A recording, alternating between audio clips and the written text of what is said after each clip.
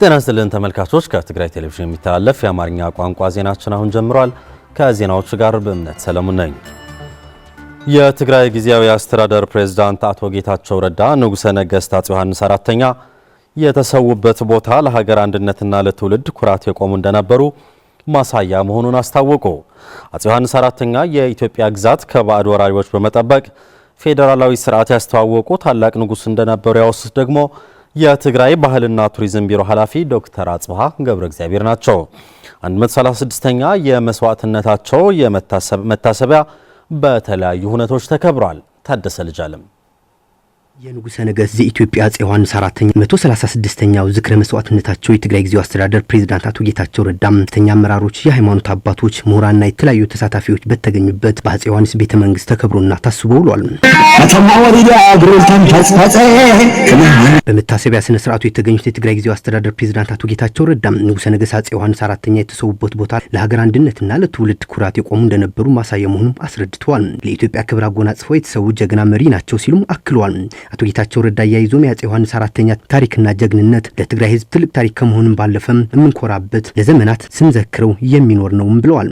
የአፄ ዮሐንስ አራተኛ ታሪክ ከሌሎች ለየት የሚያደርገው ትልቅ ዓላማ ይዞ ተነስቶ በመንቀሳቀስ ተልእኮውን እስከ መስዋዕትነት መክፈል ያሳየን ትልቅ ታሪክ የሰራ ጀግና መሪያችን ነው በማለት ዝክረ ንጉሠ ነገሥት አፄ ዮሐንስ አራተኛ ለትግራይ ህዝብ ታሪክ ትልቅ ኩራት ነው ሲሉ የትግራይ ጊዜያዊ አስተዳደር ፕሬዝዳንት አቶ ጌታቸው ረዳም ገልጸዋል። አፄ ዮሐንስ በሓደ ወይ በኻል መንገዲ ጭካነ ርእዮም ገለይሎም ዝብል ዋላ ሰብ ያሉ አፍትሪ አብ ሀገር ፍቅሪ አብ ማዕርነት የአፄ ዮሐንስ አራተኛ ታሪክ ለየት ባለ መንገድ ልናየው ይገባል። ትልቅ ህልምና ዓላማ ይዘው የሚንቀሳቀሱ ታላቅ ተልእኮ የነበራቸው እስከ መጨረሻ መስዋዕትነት የሚከፍሉ ጀግና መሪያችን ነበሩ። የትግራይ ህዝብ በአፄ ዮሐንስ ታሪክ ሊኮራ ይገባል። ንጉሠ ነገሥት አፄ ዮሐንስ አራተኛ ለትግራይ ህዝብ ታሪክ ትልቅ መሰረት ይጣሉ ነበሩ። አፄ ዮሐንስ በፍትህ፣ በሀገር ፍቅር፣ በእኩልነት፣ በመብትና በሌሎችም መስተጋብሮች የነበራቸው አቅም ሊመሰገንና ሊዘከር የሚገባው ታላቅ እንደሆነ ማረጋገጥ ያስፈልጋል። አፄ ዮሐንስን የሚዘክሩ ነገሮች በሙሉ ልንሰራ ይገባልም እላለሁ።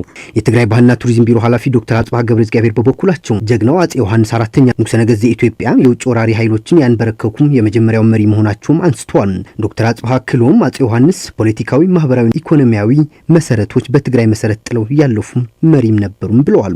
ለትግራይ ህዝብ አንድነት ብቻ ሳይሆን ለኢትዮጵያ ህዝብ አንድነት ሲሉ የከፈሉት መስዋዕትነት ብሎም ኢትዮጵያን ከባዕድ ወራር በመከላከልና ለኢትዮጵያ ፌዴራሊዝም ስርዓትን በማስተዋወቅ የመጀመሪያ ንጉሥ መሆናቸው ጠቁመዋል። 136 ዓመት ለሀገር ክብር ሲሉ መስዋዕትነት የከፈሉ ንጉሠ ነገሥት አፄ ዮሐንስ መዘከር ነው። ይህንን ቀን በጣም ትልቅ ቀን ነው።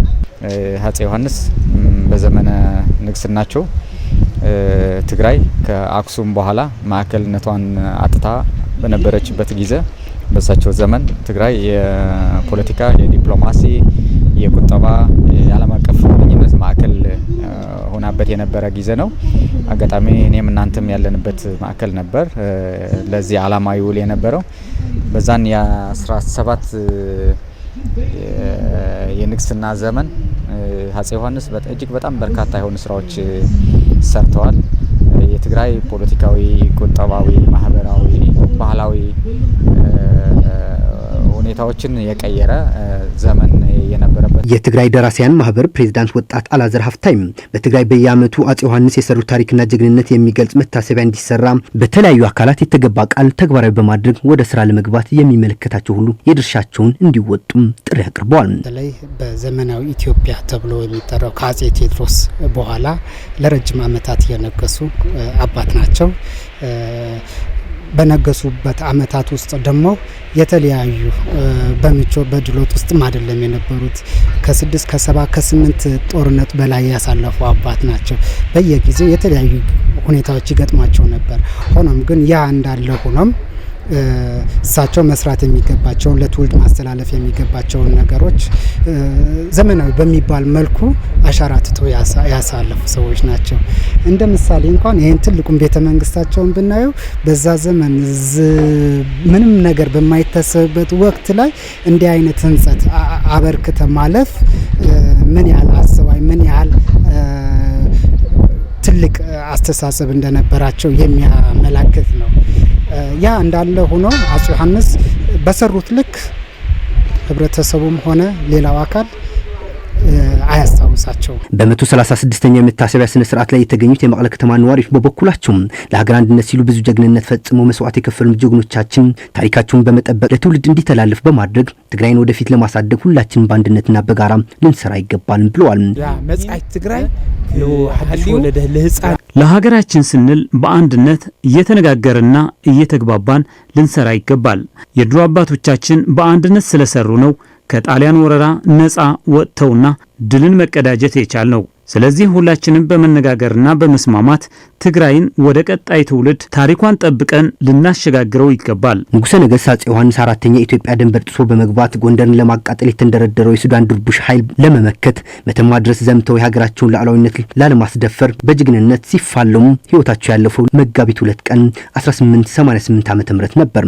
በንጉሥ መስዋዕትነት እነ ሱዳን በእንግሊዝ ሲገዙ ኢትዮጵያ ነጻነቷን አስከብራ በትውልድ ቅብብሎች መዝለቋም ለአሁኑ ትውልድ ትልቅ ትምህርት መሆኑ ይነገራል።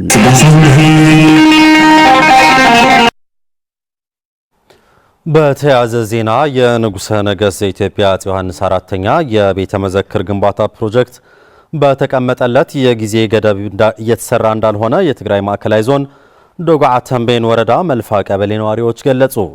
የተገለጸው በ136ኛው ዓመት የንጉሠ ነገሥት የኢትዮጵያ አፄ ዮሐንስ አራተኛ የመስዋዕትነት መታሰቢያ ሲሆን ባለፈው ዓመት ቤተ መዘክር ለመገንባት የተቀመጠው መርሃ ግብር ባሉ አስቸጋሪ ሁኔታዎች መጓተቱንና ለቀጣይም ግንባታው በማስቀጠል የቱሪዝም መስህብ ለማድረግ ጥረቶች እንደሚደረጉ የትግራይ ባህልና ቱሪዝም ቢሮ አስታውቋል። ዘገባው የገብረ መድህን ተወልደ መድህን ነው። ታሪክ ፍስሐ ተመልክተዋለች። መጋቢት 2 የንጉሠ ነገሥት የኢትዮጵያ አፄ ዮሐንስ አራተኛ የመስዋዕትነት ቀን ነው። አፄ ዮሐንስ ለሀገራቸውና ሕዝባቸው የነበራቸውን ክብርና ፍቅር እንዲሁም አልደፈርም ባይነትን በማሳየት በመተማ ከተሰዉ መጋቢት 2 ቀን 2017 ዓ.ም 136 ዓመታትን አስቆጥሯል። ታዲያ በትግራይ ማዕከላዊ ዞን ዶጓ ተንቤን ወረዳ መልፋ ቀበሌ ላይ የትግራይ ክልል የቢሮ ኃላፊዎችና የወረዳ አመራሮች በተገኙበት በመልፋ ቅድስት ማርያም ቤተክርስቲያን 136ኛው ዓመት የመስዋዕትነታቸውን መታሰቢያ ተከናውኗል።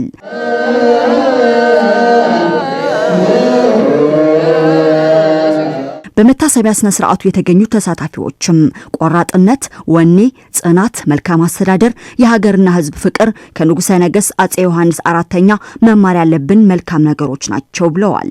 አቦና ንጉሠ ነገሥት ዮሐንስ አባታችን ንጉሥ ነገሥት አፄ ዮሐንስ አራተኛ ታሪካዊ የሆነ መሪነት፣ ፍትሐዊ የሆነ አስተዳደር ነበራቸው።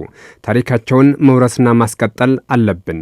አይሰዓረን አልሸነፍም ባይ የክርስትናና ሙስሊም እምነት ተከታይ ህዝቤ እኩል ሆኖ መኖር አለበት የሚል ተነሳሽነት የነበራቸው ጅግና መሆናቸውም ነው የታሪክ መዛግብት የሚጠቁሙት። የንጉሠ ነገሥት አፄ ዮሐንስ አራተኛ ቅርሶች፣ መገለጫዎችና ክብሮችን ለመጠበቅ ዓላማ አድርጎ በዶጓ ተንቤን ወረዳ መልፋ ቀበሌ የተያዘው የቤተ መዘክር ግንባታ ፕሮጀክት በተቀመጠለት ጊዜ አላለቀም ያሉት የወረዳው ነዋሪዎችና የመታሰቢያው ተሳታፊዎች አሁንም ቢሆን በአጭር ጊዜ ግንባታው ተጠናቆ የቱሪዝም መስህብ እንዲሆን የሚመለከታቸው አካላት ትኩረት አድርገው ይሰሩበት ዘንድ ጠይቀዋል። ናዝገዳም ወና ማሐዳር አናየ እኔ የዚህን ገዳም አስተዳዳሪ ነኝ።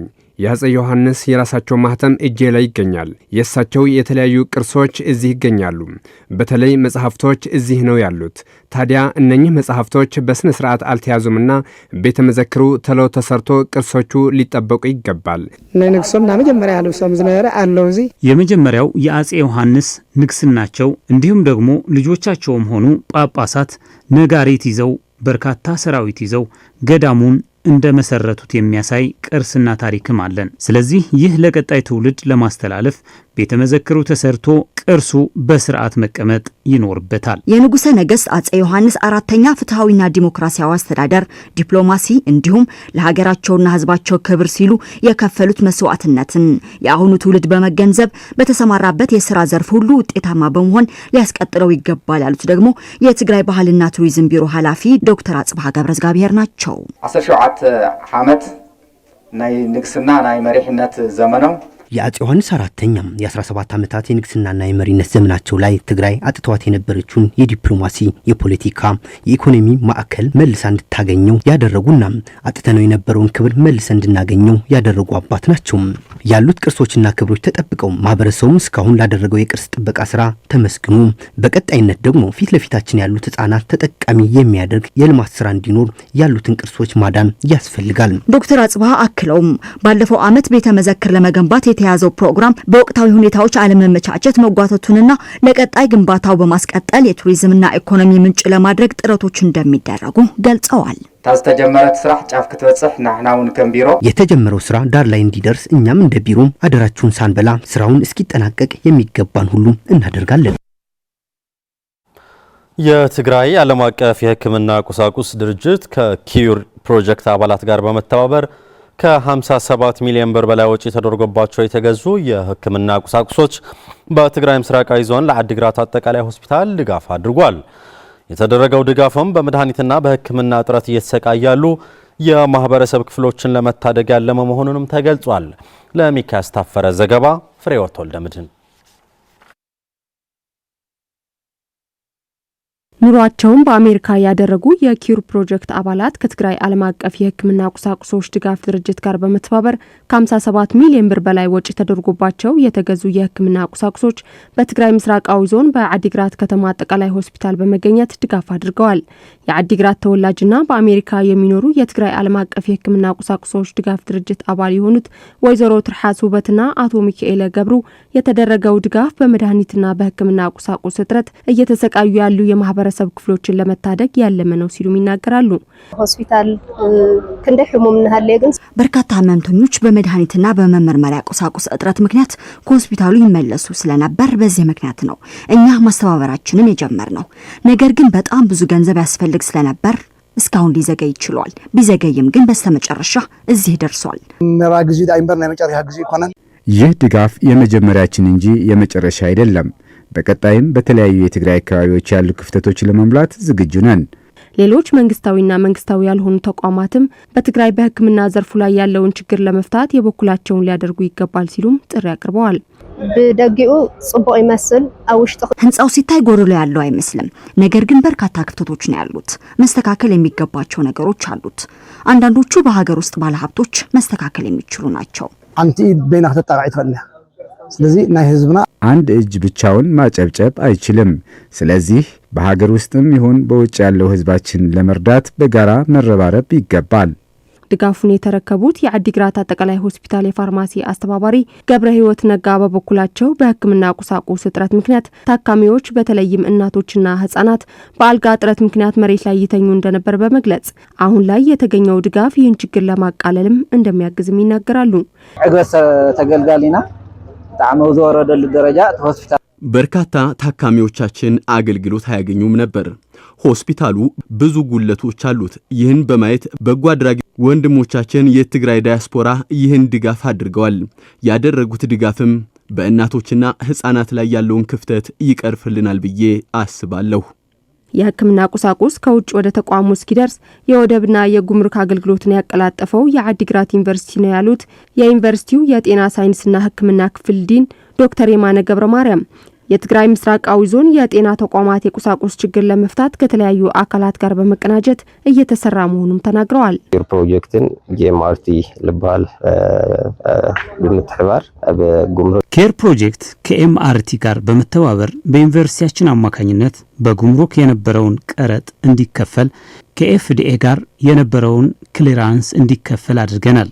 አሁንም ቢሆን ለአዲግራት አጠቃላይ ሆስፒታል ተመሳሳይ ድጋፍ ነው እያደረግን ያለ ነው። ለቀጣይም የተጀመሩ ስራዎችን እናስቀጥላለን።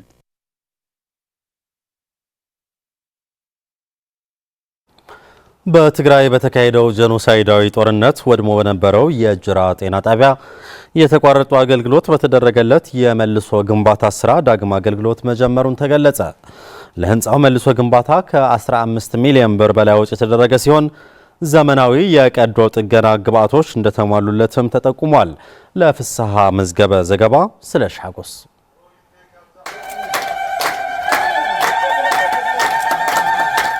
በዓዴት ወረዳ የጅራና አካባቢዋ ነፍሰ ጡር እናቶች የቀዶ ጥገና አገልግሎት ለማግኘት ከ60 ኪሎ ሜትር ርቀት በላይ ተጉዘው አክሱም ከተማ ድረስ በመሄድ ከበርካታ ውጣ ውረድ በኋላ ይገለገሉ እንደነበር የገለጹት የጅራ ቀበሌ ነዋሪ የሆኑት ወይዘሮ ለተጆርግስ ገብረም አሁን ላይ አገልግሎቱ በቀበሌያቸው በማግኘታቸው መደሰታቸውን ይገልጻሉ።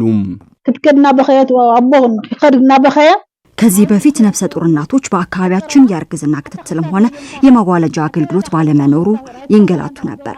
አንድ ነፍሰ ጡር ያለ አስተማሚ ረጅም ርቀት ነበር የምትሄደው። አሁን ላይ ያ ሁሉ እንግልት እንዲቀር ተደርጓል። ሌላኛው የቀበሌው ነዋሪ አቶ አታላይ ወልደ አረጋይ አገልግሎቱን ለማግኘት በሚደረገው ጥረት የነበሩት እንግልቶች ብዙ ነበሩ ሲሉ ያብራራሉ። ናብ ዓደ ሰማና ወረዳ ከወረዳ ሳብ አክሱም ከይካ የሕክምና አገልግሎት ለማግኘት ከዚህ ወደ ወረዳ ከወረዳ ወደ ዞን ማለትም አክሱም ከተማ ድረስ ሄደን ነበር ከብዙ እንግልት በኋላ ስንገለገል የነበረው። አሁን ግን በአካባቢያችን የቀዶ ጥገና አገልግሎት ማግኘት መቻላችን በጣም አስደስቶናል። የጅራ ጤና ጣቢያ ሜዲካል ዳይሬክተር አቶ ጸጋይ ተስፋ ዮሐንስ በማዕከሉ የቀዶ ጥገና አገልግሎት መስጠት መጀመሩ በርቀት ምክንያት ይደርስ የነበረው የእናቶችና ህፃናት ሞትና እንግልት በማስቀረት ረገድ አጋዥ መሆኑንና ቀጣይነት ያለው አገልግሎት ለመስጠት እንደሚሰራ ያስረዳሉ። ጤና ጣቢያ ናይ ባዓሉ ዝኾነ ቦርድ ማኔጅመንት ጤና ጣቢያው የራሱ ቦርድና ማኔጅመንት ስላለው ከህብረተሰቡ ጋር በመተባበር ከመንግስት መጠበቅ ብቻ ሳይሆን ህዝቡን በከፍተኛ ደረጃ በማሳተፍ ለቀዶ ጥገና የሚውሉ ግብአቶች ብቻ ሳይሆን ሌሎች ግብአቶችን ለማሟላት ርብርብ ይደረጋል። የትግራይ ጤና ቢሮ ተወካይ ዶክተር ሐርነት አዳነ የቀዶ ጥገና አገልግሎት መስጠት የጀመረው ጤና ጣቢያው ቀላልና የከባድ ቀዶ ጥገና መስጠት የሚያስችለው ዘመናዊ የህክምና ግብአቶች መኖራቸውን ገልጸው ዋና ዓላማውም የህፃናትና እናቶችን ሞት ለመቀነስ መሆኑን ገልጸዋል። ከ15 ሚሊዮን ብር በላይ ወጪ የተደረገበት ጤና ጣቢያው በመብራት መጥፋት ምክንያት የቀዶ ጥገና አገልግሎት መቆራረጥ እንዳይኖር ሶላር መዘጋጀቱንም ዶክተር ሐርነት አክለዋል። ሶላር ላይ ፀሐይ መብራቲ በፀሐይ የሚሰራ የሶላር መብራት አምጥተናል። ይህም በመብራት መጥፋት ምክንያት የቀዶ ጥገና አገልግሎት እንዳይቋረጥ የሚያስችል ነው። ህንጻው ስራው ውጭ 15 ሚሊዮን ብር ወጪ በማድረግ ነው ጤና ጣቢያው አገልግሎት መስጠት የቻለው። የጅራ ጤና ጣቢያ 30 ሺህ ለሚሆን የህብረተሰብ ክፍል አገልግሎት እንደሚሰጥም ለማወቅ ተችሏል። በመጨረሻ በትግራይ እየታየ ያለው ህገወጥ የሰዎች ዝውውርና ስደት ለመከላከልና ለመቆጣጠር ሁሉም በጋራ ሊሰራ እንደሚገባ ተጠየቀ። በአክሱም ከተማ ህገወጥ የሰዎች ዝውውርና ስደት ለመከላከልና ለመቆጣጠር ለተለያዩ የህብረተሰብ ክፍሎች የግንዛቤ መድረክ ተካሂዷል። አሰፋ ካሳ በትግራይ እየታዩ ያሉ ህገወጥ የሰዎች ዝውውር ተግባራትን ለመከላከል የማህበረሰቡን ግንዛቤ ለመፍጠር ከተለያዩ የህብረተሰብ ክፍሎችን የተገኙ አካላት ያሳተፈ የውይይት መድረክ በአክሱም ከተማ ተካሂዷል። በመድረኩ የተገኙት የትግራይ ወጣቶች ጉዳይ ቢሮ ኃላፊ አቶ ሐይስ ስባጋድስ የትግራይ ወጣቶች በስደት ምክንያት ለሞትና ለእንግልት የተዳረጉ እንዳሉ በመግለጽ ይህንን ችግር ለመቅረፍ እንደ ህዝብ በጋራ ልንሰራ ይገባል ሲሉም መልእክታቸውን አስተላልፈዋል። ዓሚ ሞክርና ነርና ካብ እገላ ከባቢ ካብ ብዙ ሃይማኖት አቦታት እውን ጸውዕና ድድርሻና ንውሰድ ዝብል መድረክ ነካይድ ነርና ከተለያዩ አካባቢዎች የሃይማኖት አባቶችን ጠርተን ሁላችንን በጋራ መስራት አለብን ብለን ተመካክረን ነበር። በየወረዳ እየሄድን ለወጣቶች ግንዛቤ ማስጨበጫ የሚሆን መድረክ እያካሄድን ነው። በትግራይ ያጋጠመው የፖለቲካ ለመረጋጋት የወጣቶች ስደት እንዲበራከት አድርጎታል። ህገወጥ ስደት ለማቆም ሁላችንም የራሳችን አስተዋጽኦ ማበርከት አለብን። የመድረኩ ተሳታፊዎች በበኩላቸው ለወጣቶች የሥራ ዕድል በመፍጠርና መልካም አስተዳደር በማስፈን ህገወጥ የሰዎች ዝውውር መከላከል እንደሚቻል በመግለጽ ይህንን ችግር ለመፍታት ሁሉም የህብረተሰብ ክፍል በጋራ ሊሰራ ይገባልም ብለዋል። ንትመንሳይ ቀዲና ስራ ንፍጠረሉ በቅድሚያ ለወጣቶች የሥራ ዕድል ልንፈጥርላቸው ይገባል። ለወጣቶች አስፈላጊውን ስልጠና ሰጥተን ወደ ሥራ ልናስገባቸው ይገባል። የትግራይ ወጣቶች ጉዳይ ቢሮም ለመንግስትም ሆነ ለህዝብ በማሳመን ወጣቶች የሥራ ዕድል ተፈጥሮላቸው ተጠቃሚዎች እንዲሆኑ አድርጉም። በወጣቶችና በወላጆች ላይ ግንዛቤ እንዲኖራቸው ማድረግ አለብን። ወለድ ኸዓነ ንሕና ኣብ ዓዲ ሰሪሕኻ ምቅያር ይከአል ምዃኑ አሚንና እኛ ወላጆች በሀገር ውስጥ ሰርቶ መለወጥ እንዳለ አምነን ለልጆቻችን ማስገንዘብ ይገባናል። መንግስት ብቻውን ህገወጥ የሰዎች ዝውውር ሊገታው አይችልም። እኛም ከመንግስት ጎን መሆን አለብን። ንእሽተን በቃ ወደዋ ፈጢሩሲ ንእሽተን ደገፍ ወጣቶችን በማደራጀት አስፈላጊውን ስልጠና ተሰጥቶ ወደ ስራ እንዲገባ መንግስት ሊሰራ ይገባል። ለወጣቶች የስራ ዕድል ከተፈጠረ ስደት መቀነስ ይቻላል። እንደ የትግራይ ወጣቶች ጉዳይ ቢሮ መረጃ ከሆነ ባሳለፍነው ዓመት ከ32000 በላይ ወጣቶች ለህገወጥ ስደት እንደተዳረጉና ከነዚህ 12000 ሴቶች መሆናቸው መረጃው ያመለክታል። ተመልካቾች ዜናዎቻችን አብቅተዋል። ስለተከታተላችሁ እናመሰግናለን። ሰላም